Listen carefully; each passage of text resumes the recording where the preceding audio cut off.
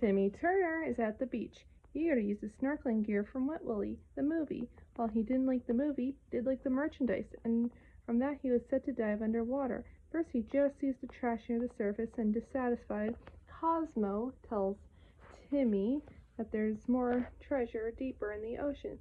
Quickly returns to the surface due to the amount of trash he regurgitated. The product warned Timmy that the glasses weren't used for breathing underwater. Timmy then achieves his lifelong dream by wishing he had the powers of Wet Willie. Consequently becomes the merman, Timmy Turntrout. Already underwater, Timmy shoots Aquamanish rings to communicate with fish.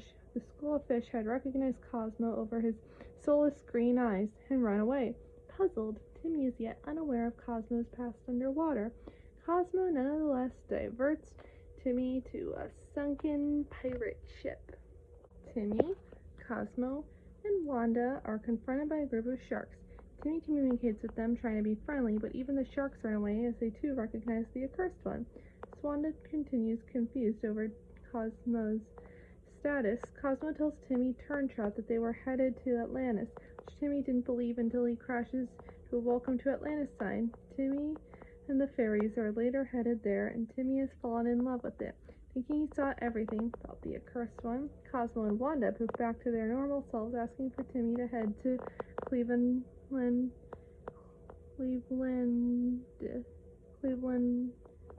Atlantis. They are being interrupted when the mer people are headed toward a declaration from King Greg's palace about the constant hunt for what they call the accursed one that sank Atlantis. A merman in the crowd discovers Cosmo, and the Atlantean guards encircle him, Wanda, and Timmy. A mer guard catches Cosmo and Wanda. King Greg silences the accursed one. Timmy ridicules over the name Greg. Greg mocks Timmy Turntrout's surname.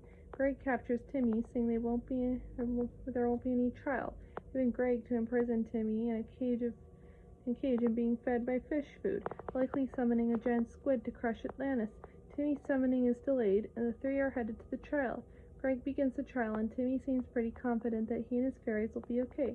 Before Timmy even has a chance to say anything, King Greg immediately declares him guilty and summons a kraken to devour Cosmo, to which a kraken ends up busting through the doors of the courtroom. Timmy argues that this is far too harsh of a punishment for sinking Atlantis just one time, much to the shock of both himself, Wanda, Wanda.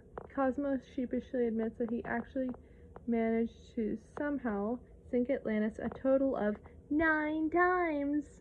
Upon hearing this, King Greg then sends in 8 more krakens, which also make a note for himself to enlarge all the kraken doors after the next 8 kraken bust through the doors just like the first one did. But before a kraken could devour Cosmo, Timmy acknowledges that while Cosmo sinking Atlantis, no matter how many times, clearly wasn't ideal. He argues that it was ultimately for the best. Timmy elaborates by pointing out that the Atlanteans have a clean and utopian society in spite of what Cosmo did, putting emphasis on the fact that utopian basically means good. Upon hearing this, the Atlanteans start talking amongst themselves and seem to realize that Timmy may actually have a point in what he's saying. Timmy then asks King Greg to give him some time to show clear evidence that Cosmo sinking Atlantis was ultimately a good thing, but if unable to do so, the krakens can devour him and his fairies. Timmy then takes King Greg up to the surface. 1. The first stop is a tour of the horrors. The surface world is trash, and a truck starts dumping more trash to an open dumpster. King Greg says otherwise as he lands quick at cleaning. 2. Next comes waste. Greg insists that they would have adapted. 3. Even society in the surface world is chaos, with the bully filling in Timmy's dad with the sand as the spot was his, but Mr. Turner claims he can't leave until Timmy comes back from his snorkeling trip, also claiming Timmy took the car keys, which Timmy claims he didn't, and then turns out that the car keys were taken by a pair of fish. King Greg said that he would have made friends with the bully, telepathically, with the fish. 4. Timmy argues that the humans aren't friends with the fish, as they are frequently eaten in the surface world, but Greg admits that Atlanteans also eat fish, as it's a natural part of their diet. Thinking that this is all Timmy had to show, the Atlantean King is about to have the kid as well. His fairy is devoured by krakens, but then Timmy reveals he has one more thing. He didn't want it to come to this, but it's necessary for the current situation. 5. Timmy takes King Greg to see Wet Willie the movie.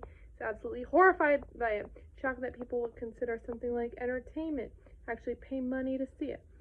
Even it's only $9. Cosmo then chimes in with $10 on weekends. King Greg then agrees that Cosmo sinking Atlantis was ultimately a good thing, and along with the other Kraken that happened to see the movie as well, flees back to the underwater utopia. Back in Atlantis, Cosmo, Wanda, and Timmy are celebrated with medals of gratitude for what Timmy Turner said in the trial. Cosmo is no longer the accursed one, rather the beloved one. King Greg says that Timmy, Wanda, and Cosmo are welcome back at any time. Wanda's learned a lesson from Cosmo. The arrival of the giant squid, delayed from when Timmy Turner was summoning earlier, wreaks havoc, and destroys Atlantis. Timmy Turner becomes a new accursed one. Timmy and his fairies escape and go on a car trip to Cleveland, Atlantis by invitation of the fish who stole his dad's car.